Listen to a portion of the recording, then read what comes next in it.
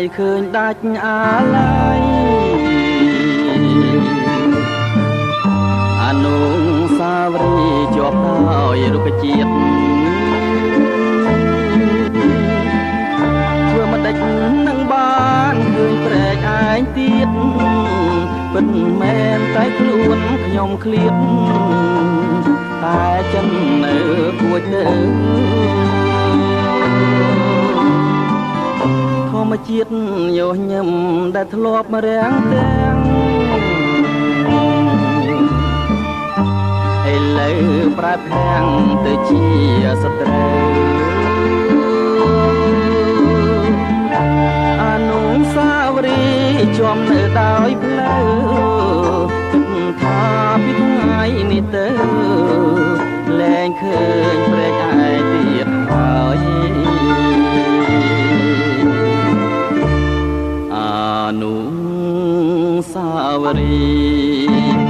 ដែលជាប់ព្រំទីខាងដូចឃើញគ្រាថ្មីថ្មី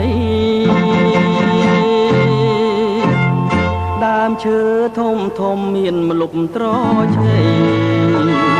លឺតែសំលេងរេ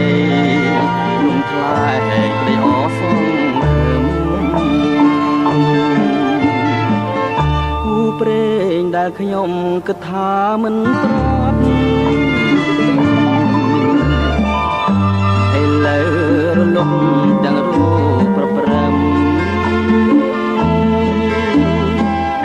ធ្វើមិនដេចនឹងបានជួបក្តីសង្ឃឹមបើទុកជាខ្ញុំញញឹមក៏មិនស្រស់ដូចជាដើម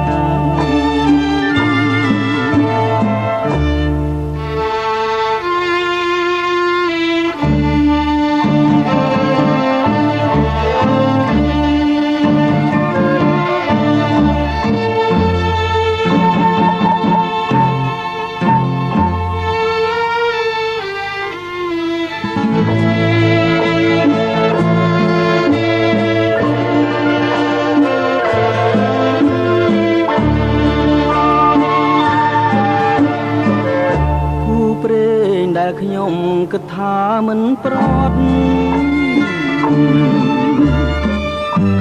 ឥឡូវរលត់ទាំងរូបប្រព្រឹមធ្វើមិនដេចនឹងបានជួបក្តីសង្ឃឹមបើទុកជាខ្ញុំញញឹម